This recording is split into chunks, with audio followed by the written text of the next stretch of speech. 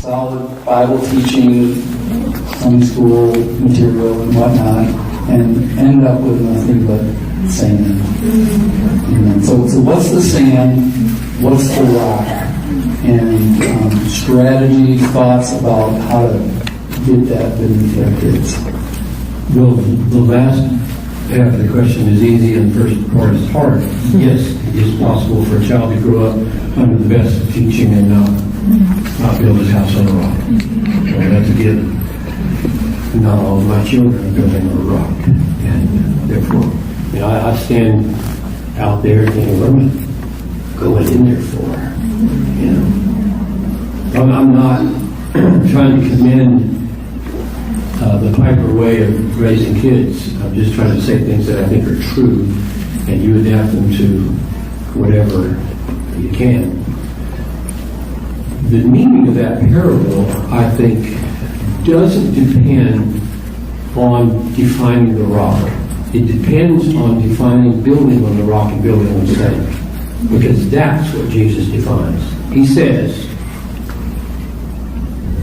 whoever hears my words and does them is like a man who built his house upon a rock. And when the rain came down and the flood came up, it stood. So building your house on the rock is obedience to the words of Jesus. Then he said, those who hear my words and do not do them are like the man who built his house upon the sand. And the rains came down and the floods came up and the winds blew and that house fell. Now the coming down of the rain and the coming of the flood and the falling of the house is judgment. That's judgment. And so the point of the parable is very clear. If you keep my words, you won't be swept away in the judgment. And if you don't, you will. Just like Deuteronomy. That's what it means. So I don't. If Jesus were here and you ask him, what does he mean by the rock?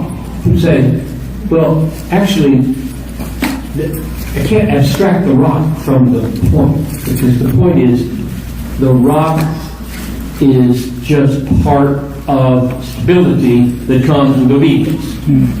So I think it's wrong to say the rock is Jesus. And build your life on Jesus, you'll make it. Which is a true statement. I mean, a lot of true statements are built on wrong texts. I'm so thankful that's possible. Because I think true statements save sinners. Even when they're badly argued for. I mean, you should be thankful for that because you've all done it. Okay. So, that raises the question then for our kids of legalism. Or just, well, that's simple. Obey, go to heaven. Disobey, go to hell. I mean, that's clear. And that's every religion in the world. That's not unique to Christianity, right? That statement. It just happens to be true. Because Jesus said it. You'll be swept away in the flood if you hear my words and don't do them. And you won't be swept away in the flood if you hear my words and do them. That's true. He said it. And Deuteronomy is true. Obey, blessing, disobey, curses. That's true. It's just not the gospel. It's not the good news. It's necessary teaching. And then you have to ask your little child, you think you can always obey Mommy, Daddy, God? Scared the heebie jeans out of them. No. Here go. You're going to be swept away. Is there any solution to that? Does the Bible have anything else to say about people who are not perfectly obedient? And then it does. It has wonderful, glorious, good news. That's what we have to take to the world, because the world knows it's fallen short. The world's fallen short of its own standards, not to mention God's, and they all know it deep down. And we have news about that. However, now this gets into other issues. How does justification by faith alone, which is what the gospel is going to be needed by this little kid, because he's never going to be good enough to meet God's standards of perfection, and he needs to know that and not be despairing by it. However, he needs to avoid saying, cool, home free, live like the devil, still go to heaven. Let us sin that grace may abound. And therefore the whole doctrine of sanctification comes in. I think I heard Jen Wilkin in one of her breakout sessions stressing the need for holiness, the call to holiness. So how does that work? That I would say is probably the main challenge for about 18 years while you got this kid in your little family school. Right? Every family is a school.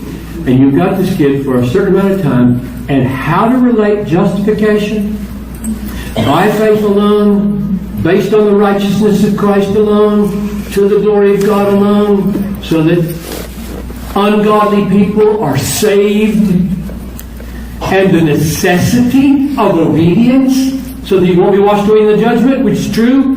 How's that work? And that takes a long time to figure out. I mean, I was 33 years trying to help people like you figure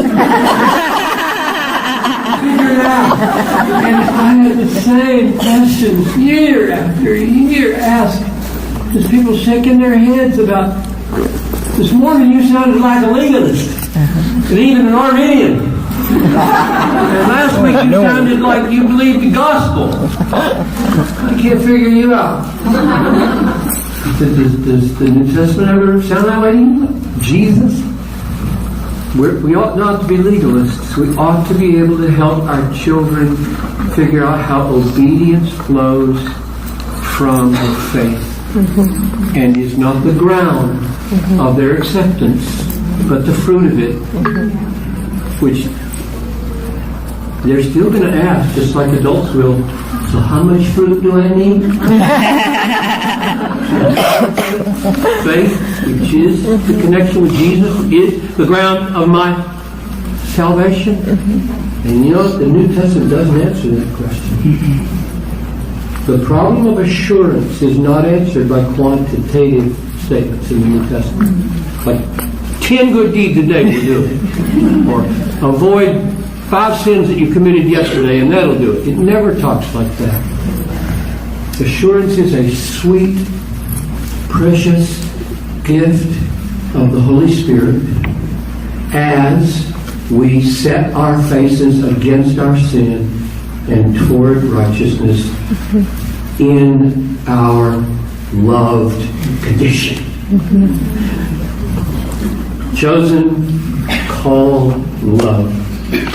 There at the beginning of Colossians, or is it Colossians 3:12, I think, where he exhorts us to love each other. And he says, as beloved children, called, chosen, loved, know who you are, and then out of that fruit comes. But that's a lifetime of teaching that child.